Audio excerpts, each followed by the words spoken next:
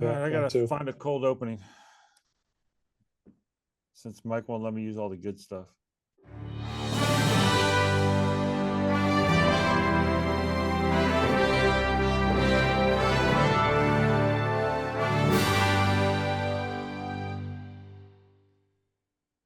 Welcome back to the show. I'm Rob here with Mike and Joe. This is the Hogs, Hops, and Hope podcast. Hot takes, cold beers, zero credentials. By proof of that none of us were at the game, on the field, covering the game, the preseason game against Cincinnati, because we don't have any credentials, so they won't let us in. So Washington played their second preseason game against Cincinnati. Game was at home for Washington and at Northwest Field or whatever it's called. And Washington lost. I think the final score was 31-18 or something like that. Doesn't really matter. It's a preseason game. Who cares? The starters did play for both teams for a bit. The Cincinnati starters played longer than Washington starters. Did you guys watch any part of the game? Any of it? Did you check it out? I watched a little of it. I watched recap the following day just to see the highlights and lowlights. And I tried to watch it. We're so close to football. I'm excited that we're getting closer, and I really wanted to see the first team do something. Yeah, and they did. It was kind of neat. They did it quick, and then they were done. And then I was like, well, this is not going to be fun for the rest of the time. So. Okay. Mike, you watch any of it? I did not watch any of it. No, okay. I'm waiting for real football. That and I was busy, but whatever. Okay.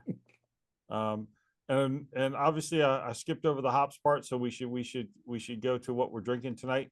So I was so excited to talk about football, an actual game, that I skipped over that. So Joe, why don't we go to you first? Was it an actual game? Even though it's a fake game and it doesn't count, I was still kind of excited because I actually watched football. So but Joe, let's go to you first. What you got over there? All right, I've got a shock top lemonade shandy. Interesting. I haven't tried it yet. I don't know. Let's find out. Well, let's find out.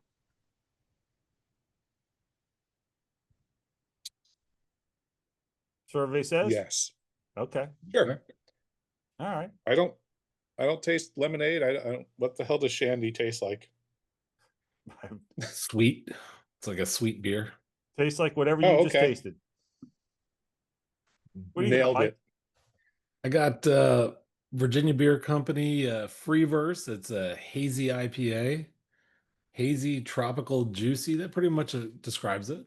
Yeah, okay. Pretty good. It's a nice looking can. Look like it was left over from the 70s Olympics. That's right.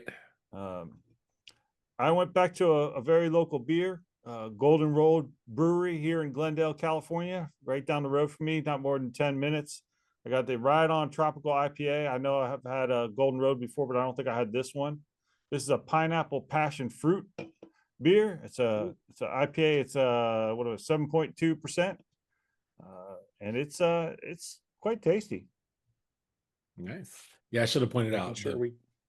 Virginia Beer Company that I have, I've done one of theirs before. It was the cold drinking beer. Okay. All right. Williamsburg. I'm very proud of us for making sure we get our fruit in our beer. This is this is how we stay healthy. That's right. Let that be a lesson, boys and girls. So the game was Monday night. It was on ESPN. So we got Joe Buck and Troy Aikman calling the game, which just made the game that much worse. But I took a few notes just because I wanted to be able to have some idea of what I was talking about. Cincinnati got the opening kickoff. Joe Burrow was their starting quarterback. And what I wrote down. So there was one play that Cincinnati had fourth and short. And they did the whole lineup and they were just trying to get Washington to jump. And well, guess what? Washington jumped. Luvu thought it was the tush push and just ran right through the offensive line without the ball being snapped. And so first down Cincinnati. They had a pass interference on it that helped Cincinnati move the ball. But the defense did not look good other than Quan Martin. He looked good. Cincinnati scored. It was 7-0. Washington's first drive with the Jaden Daniels in at quarterback. They got all their starters in. They got the makeshift offensive line. First play was a jet sweep to Deebo Samuel for like 14 yards. And of course, everyone's like, well, Deebo's he's in midseason form. He's ready to go. Yeah, he ran the ball one time, touched the ball one time. That's all he did. So yes, he's he looked good when he touched it, though. The one time he touched it, he looked great when he touched it. Yes, he did. One time he touched it. Rodriguez had a rush after that. That was good. And then Jaden Daniels scrambled in for a touchdown. And I think the Cincinnati defense held up because I think they could have knocked his block off, but he scored. And I guess that's the important thing. And the O-line looked good. And Bates, the tight end Bates, looked awesome. There is a reason they gave him a 3-year contract. That guy is a beast when it comes to blocking, but nothing else really exciting. I mean, the Washington second drive, they scored. Johnson was in at quarterback for Washington. So Jaden Daniels played 4 plays and then he was done. No passes. So we didn't say anything like that, but Bill had a great run on their second drive. He scored a touchdown. And again, Bates was having some blocks, nice blocks. Jalen Lane had a real nice punt return on Cincinnati's second drive. Made a couple guys miss, which was good. And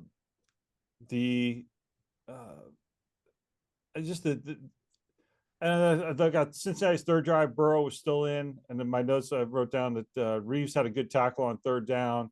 He had a good game on defense, but Cincinnati scored to make it 14-14. Johnson for Washington had an interception on Washington's third drive. Was a horrible pass. But from what I got, the rushing game for Washington looked good. By the second half, all the starters were out. But the defensive line looked pretty good for the most part. They got some pressure on Burrow. They had a big sack because Burrow was running all over the place. It was actually kind of funny to watch. But I think the big news that came out of it, well, there was I should say there was a list of players that didn't play or didn't make it. So a list of players that didn't play: Terry McLaurin, Noah Brown, Marcus Mariota, Laramie Tunsil, Zach Ertz, Sam Cosmi, Brandon Coleman, Bobby Wagner, Von Miller, Jordan McGee, Javonte Jean-Baptiste, Jonathan Jones, and Brian Robinson. Most of these guys didn't play because they were hurt. So I'm a little concerned about that some of these guys still have nagging injuries. Oh, and Trey Amos ended up not playing. That was a side note. He had a little bit of a hamstring issue, but the reports I read that said that if it had been an actual game, one that really counted, he would have actually played. But everyone was hoping to see him line up against Higgins and Chase to see what he could do against quality receivers, because he's not getting that in practice apparently with Terry and Noah Brown out. He didn't get that opportunity. So I don't know, Joe, I don't know what you saw in the highlights you watched, but you got anything you want to add? I thought we did okay. There was a couple plays, in our first teams out there, making some holes for the run game was nice to see, and defense making sacks. After the first team went out, it makes me a little uneasy because we don't have much depth. We didn't play well. We didn't play well in our first preseason game. We didn't play well in the second half of the preseason game. So it's like, how good are our backups? Like, if our starters go down, how well are we going to play? Are you, when you say depth, are you talking about a particular position group? Are you talking about offense? You talking about defense? You talking about everything? What? A little bit of everything, I think. Okay. Really, I mean, Sam Hartman had an awful day. Yeah. And I thought last year during his preseason, I didn't mention him.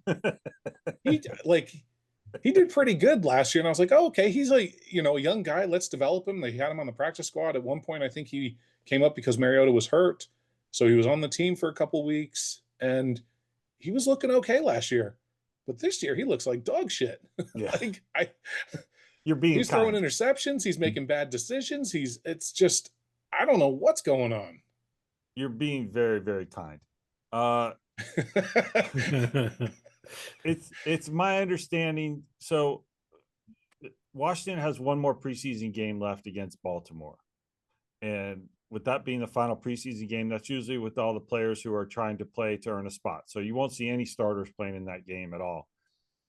And from some of the stuff I was reading and listening to, people are expecting Sam Hartman to play most, if not that entire game.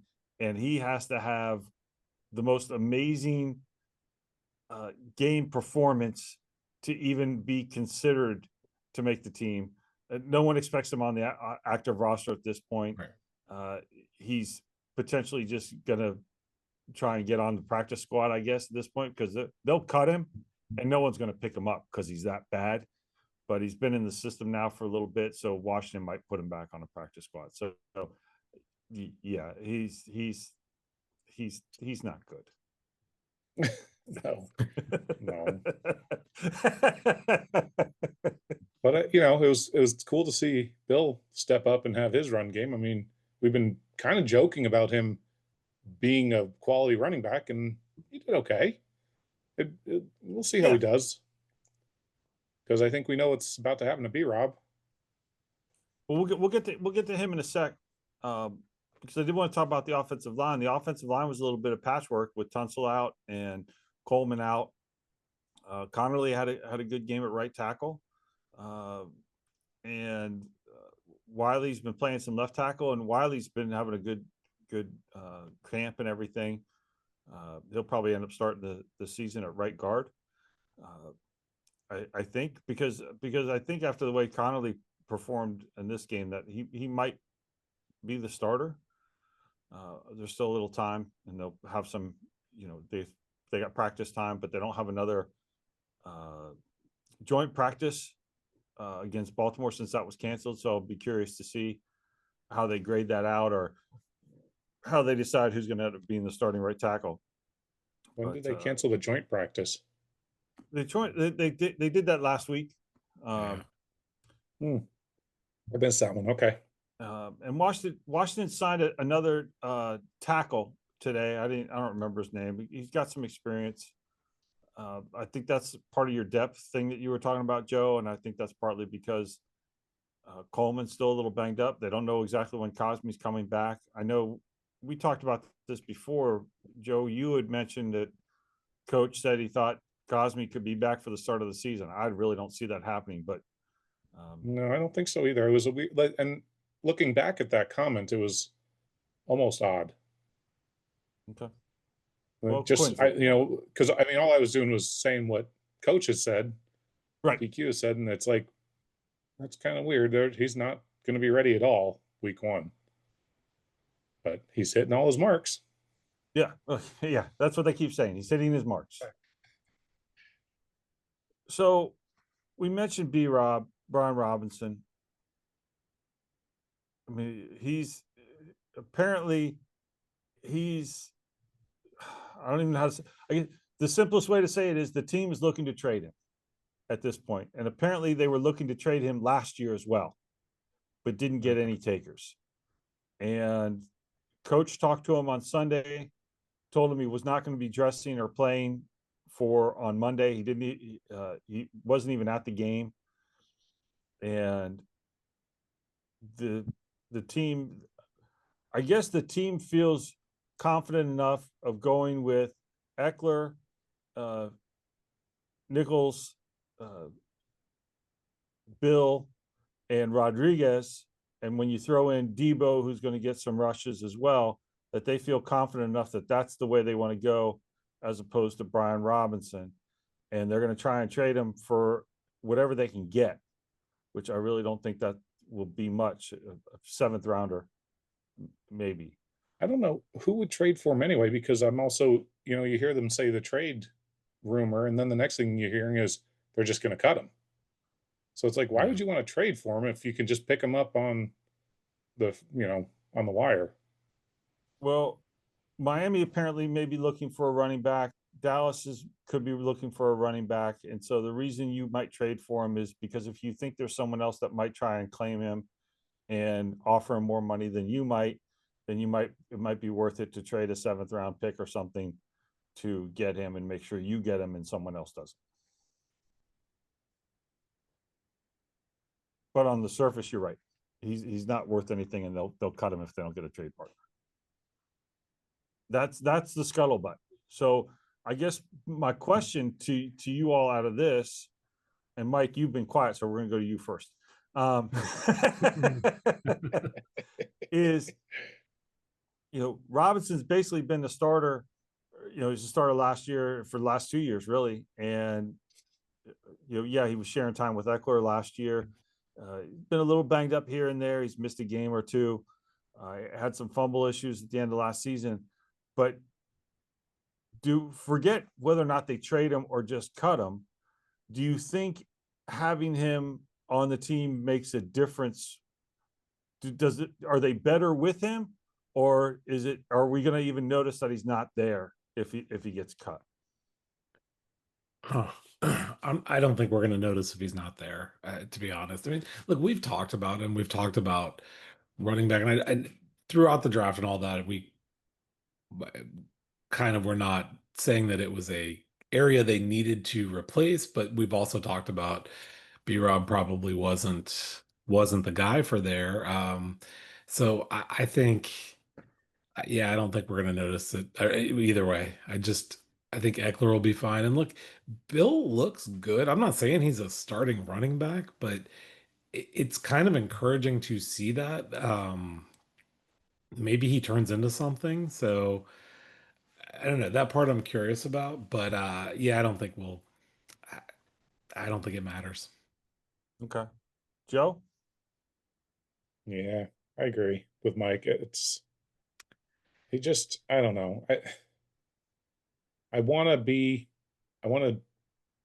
be happy for him because he did okay a couple of years ago, but last year we talked about it, like Mike said, we talked about it, and it's like he did okay in the beginning of the year, and then the second half he didn't do well, and he had nagging injuries, and he wasn't that productive, and I feel like we're not going to miss him that much. Yeah, I think I'm with y'all. I've said all along he's just another back in the NFL. I never didn't think he was ever that special. He was a 3rd round pick, so you hope that he would do something maybe a little more than he did. He was never a 1,000-yard rusher. He didn't even lead the team in rushing last year because Jaden did. So, and that's not necessarily Robinson's fault that Jaden led the team in rushing, but I just think that he's easily replaced, and I don't think I think part of the reason that people hold on to him or want him to do really well is because he got shot. Well, okay, that's part of it, but I liked him when he first was there, even regardless of getting shot. He just had he seemed like a hard worker, and look, I never thought he was going to be a breakout star or anything like that, but he felt like he seemed like the kind of guy that was going to put the work in and earn it. And I don't know, I just thought I liked him. I still like him. I just don't think there's a place for him at the team anymore. And I won't be sad if they end up keeping him for some reason, even though we know that's probably not what's going to happen. I'd be fine with that tue. But like I said, I like him.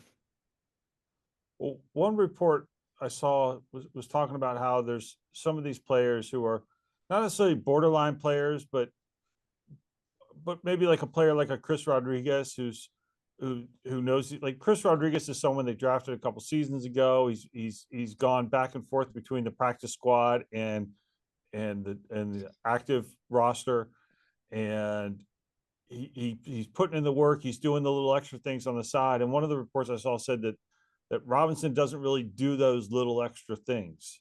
Maybe he did it when he first started, but as of recently, he hasn't been doing it. And against one report, so I don't know exactly how accurate it is, and even the reporters like, look, there's so much going on out of practice, you can't see everything all the time. So, but maybe that had something to do with it. I don't think it's a salary cap thing. I think his salary is $3 million or so and change for this season. It's the last year of his rookie contract, so it's not one of these, oh, we're going to save a bunch of money so we can go out and sign someone else or anything like that. I just think they think his production can be, I'll say, easily replaced. If they were trying to get rid of him last year, which is, I've seen that from two different reports, then I yeah, he's done in Washington. And you know, if this was the Washington team of 10 years ago, I'd say he'd catch on to someone like the Giants or the Eagles or the Cowboys, and then have a 175-yard rushing game against them for 2 or 3 touchdowns, and we'd all say, "Why'd we cut him?" So Well, what'd you say? Dallas is in his looking. If he ends up in Dallas and runs over us there, it could still happen. it could happen. So That'd be like now Alfred we're Morris all over again. right. So let's go to the other former third round pick that we haven't talked about too much the last 2 weeks or so, because we got tired of talking about him, and that's Terry McLaurin. So it's time for Terry talk. And he, I don't, part of me just wants to scream into the emptiness of, like, why can't anybody figure this out and get a contract done, get a contract extension done? I'm with you. And by the way, I'm actually starting to care now. I know I haven't cared for a long time, but now I'm starting to care. But I mean, some of the news that came out in the last day or so, his ask is starting to look ridiculous. Like, we've heard different things. Fans are turning. I mean, he wanted a similar deal to Metcalf. Then he wants a better deal than Metcalf. Like, suddenly you're like, I think Right. they, So if I can touch on that, Mike. So Nikki Javala from The Athletic, this is what she reported today, and I'm just going to read it.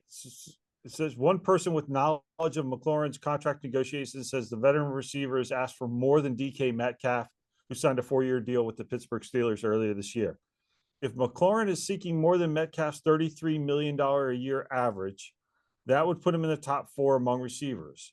If he seeks more than the $60 million Metcalf is guaranteed, that would land him in the top 10 receivers among guaranteed money.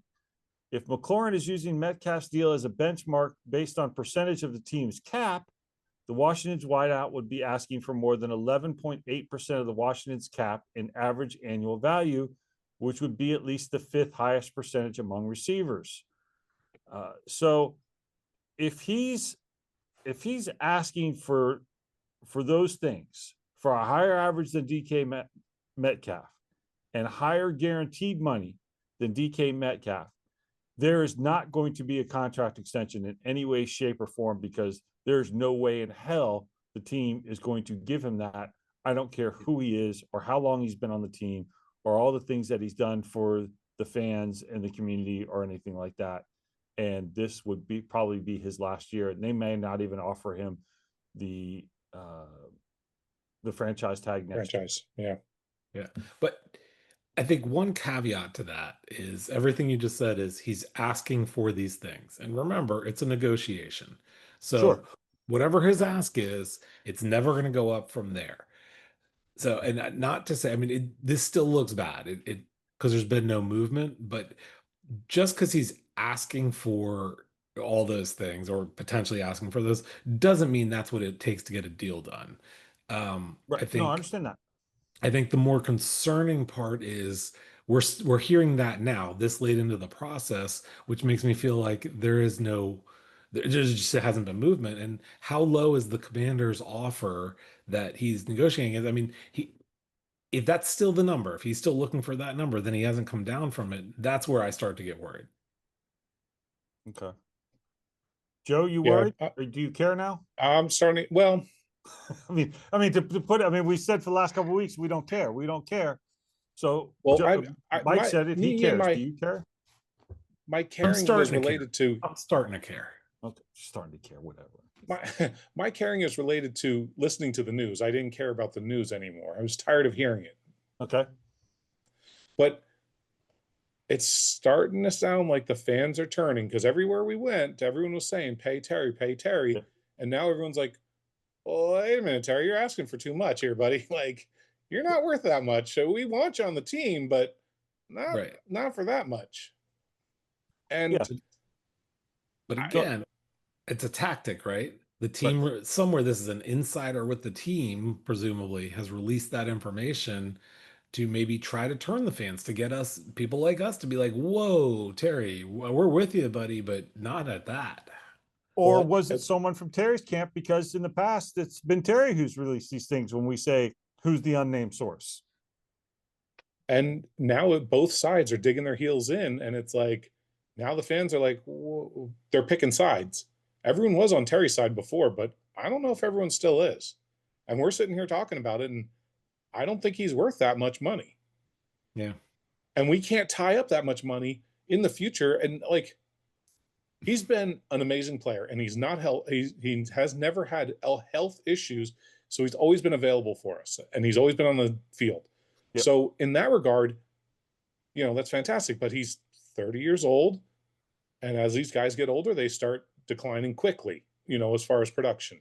Right. So it's, we can't tie up our future paying him when we could pick up a young stud in next year's draft. Hopefully. Well, and Well, you have if to remember, look, Terry was a 3rd-round draft pick. How many Washington fans actually expected him to produce the way he has? right, I would say not very many. Yeah. I was happy they drafted him because I knew him from Ohio State. Now, did he? But even I wouldn't have expected the production that he has had. I was just I knew they were getting a solid receiver, so I wasn't worried about that. But I would have never imagined that he'd become the number one guy, and Pro Bowl and what have you. My concern is, so what the team has been talking about the last 2-3 days is, and we should say that it's Wednesday, so it's 2 days after the preseason game against Cincinnati, is that they have a plan in place to get him up to speed for week 1. He did not practice with the team today. He was not on the field practicing, but they said he was in the building doing things, and that they have a plan to get him up and ready. So come week 1, he should be ready to go. But I'm concerned that he's not going to play in the next preseason game against Baltimore. We know that. There's no way they're going to throw him out there for that. And there's no joint practice for him.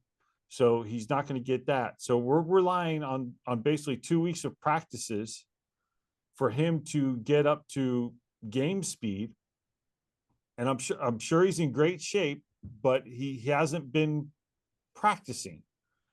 And so I'm a little worried about that aspect of it. I still believe he'll be on the field come week 1, as I've said all along, regardless of whether or not he's got an extension.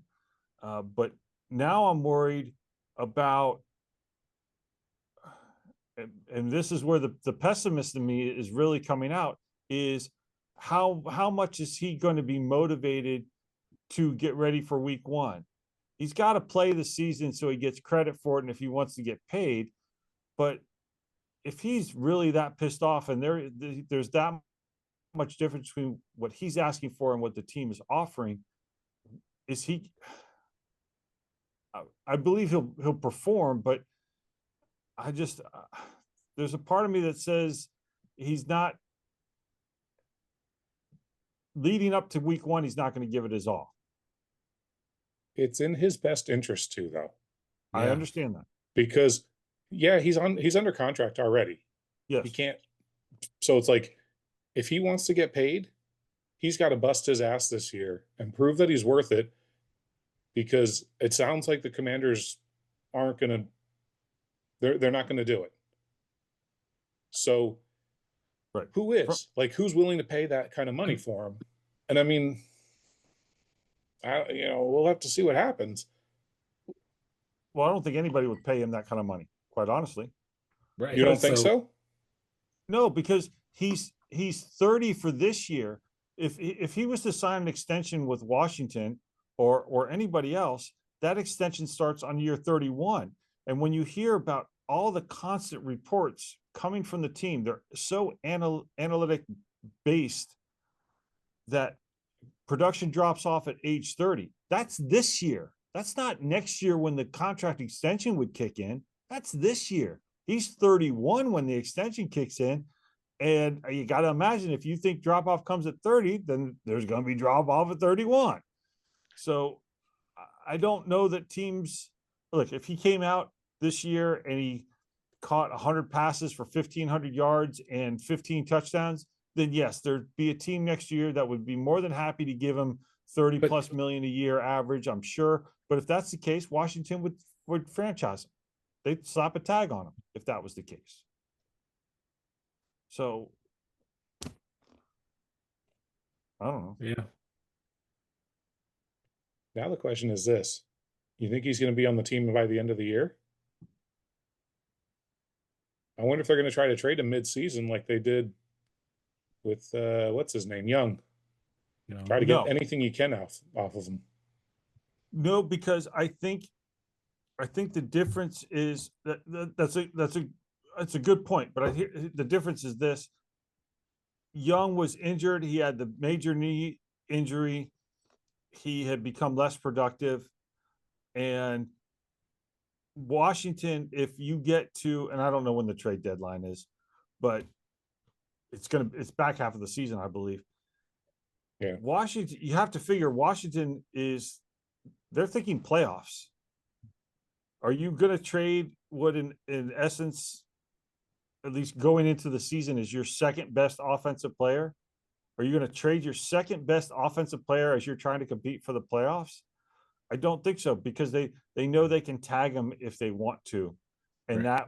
that would help facilitate a trade in the off season for somebody else, where there could be a sign and trade or however they want to do that, or trade him for something because he's got to sign the tag or he can't play.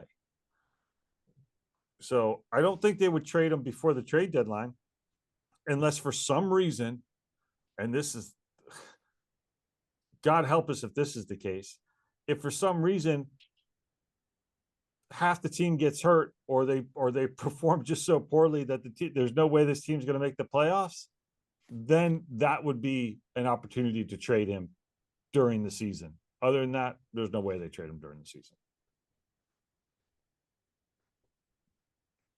That's just my opinion. Yeah, I mean, we don't makes know. sense. Yeah. But this sucks. This is not a fun conversation because it's a distraction. Terry has been such a team player and everything. Yeah. You're both right. It's a distraction, and he's been a great teammate. He's been a great player for the team. He's been the face of the franchise, and it stinks.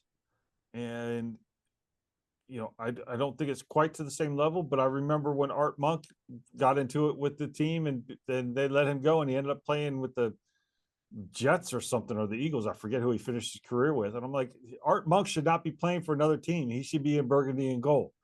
And I think that's the way people feel about Terry. Is we for the last couple of years, the assumption, I guess, is that Terry would be on the team for forever until he wanted to hang him up. But if Terry values himself more than the team does, which seems to be the case, then he's not going to have a forever, one team career, as it were. He's going to end up someplace else.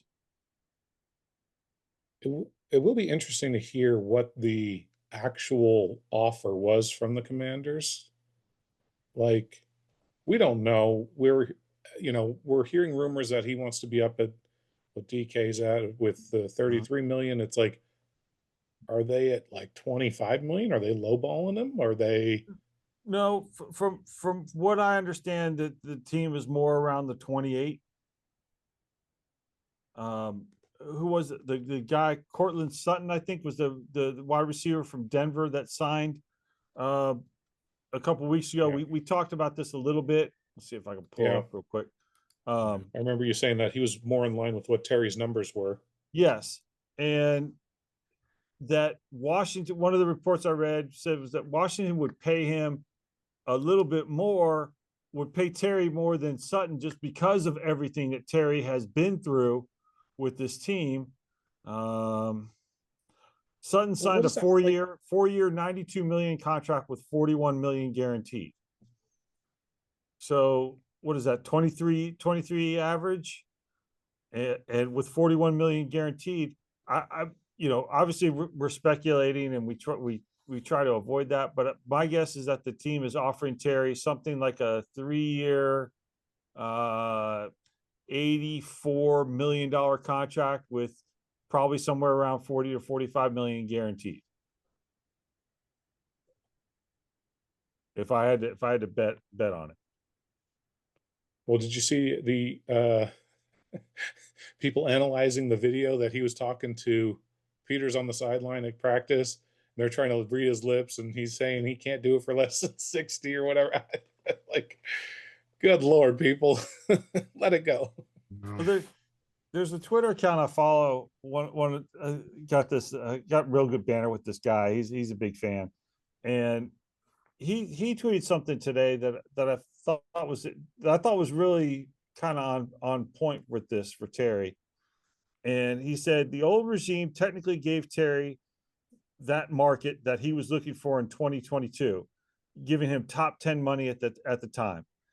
And he says, did the market increase? Absolutely. But the notion that Terry didn't get treated during the dark times isn't necessarily true, because that's something that a lot of the fans were saying all along is Terry went through all the dark times. He's, Redskin, Washington football team, commander. He went through, he's one of the few players left from the Snyder era type of thing, that he was there all the time, but he was also well compensated during that time for who he was.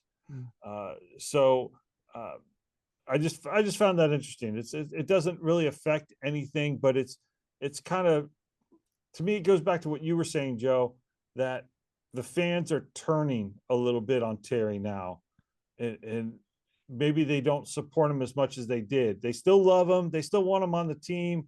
They still wish the team would pay him. But I think you're right. Terry, you're asking for what? Yeah, I'm gonna have to. They don't necessarily support the team, but they don't favor Terry as much. Yeah. Well, there's a nostalgia factor. There's we want to keep him. Reds, everything you just said. He's here for life. Blah blah blah. But there's a tipping point on that, right? There's a whoa. There's somewhere probably in between where the two sides are that fans will be like, yes, he deserves that, and maybe it's even a little more than you give him normally. It just feels like they're nowhere close to that. But see, what Terry and Terry's team needs to realize is there's a Super Bowl ring that's coming. Jaden Daniels is getting. Von Miller came to our team. Von Miller came to our team to chase a championship. Come on, we got this. We got this, man. He's going to be chasing it. He's going to be chasing it for sure. Doesn't mean he's going to catch it. I'm chasing a Super Bowl ring too, but okay. Well, I'm chasing a Powerball win. We'll see how that goes. Right. Tell me about it. I joked with the boys in the office today. I said, I gotta go back and forth. I said, if I win the lottery, I said, I'm gone. I'm in the wind. You'll never see me again. I'll just leave everything in my office and I'm done. I'm out the door. So here's to me winning the lottery tonight. But I think we've killed the horse that Terry rode in on for today. Kind of makes up for the last 2 weeks of trying to avoid talking about him. But I think it has hit a new level, and like Mike, like you said, the really starting to get worried that it's there's you didn't say this, but I'll say it, that there's not going to be a deal, that maybe he's not going to be ready for the season. opener that he hasn't been practicing. He was cleared by the team. He was taken off the PUP list. I think the concern starts ramping up each day now, and I'm curious as whether or not he'll be on the practice field anytime the rest of this week, and what will happen leading into like I said, he won't play in the preseason game against the Ravens, but how much practice time he gets for that, and whether or not he's ready for week 1 against the Giants. So I'll let you guys have any final word on Terry that you want to throw out. No, nothing. I guess the next week will be interesting to see when he's back practicing, and yeah, we'll see. Okay. So the only other big news, I don't even know that it's big news, but it was noteworthy enough that everybody who covers the team talked about it today. The team has a new naming rights partner for the training facility in Ashburn, and that it is now sponsored by BigBear.ai.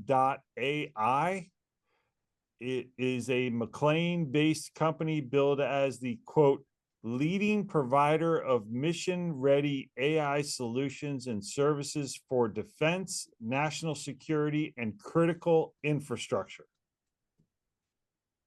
How about them apples? Do we care? Big Bear's kind of a cool name. Oh, they're practicing at the Big Bear. Personally, nothing.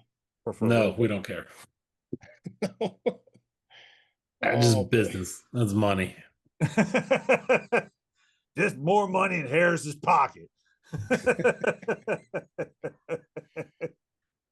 Yeah. Let's pay for that new stadium. Right? You gotta something's got to pay for the new stadium. Exactly. You're exactly right, Joe. That thing's not going to pay for itself. And they're tearing down RFK Stadium. And let's see. So we got week 3 preseason game. Washington is going to play Baltimore on Saturday, the 23rd. The game will be on ESPN? Not ESPN. No. It's just going to be on the I don't know. NFL Network Plus or NFL Network. Going to be NFL Plus. It's going to be 12 o'clock noon on the East Coast. So, but that's going to be all the players who are trying to fight for a job. Sam Hartman among one of those. Most definitely, I'm sure he's going to get plenty of playing time. Other than that, I'm not sure who will. But I think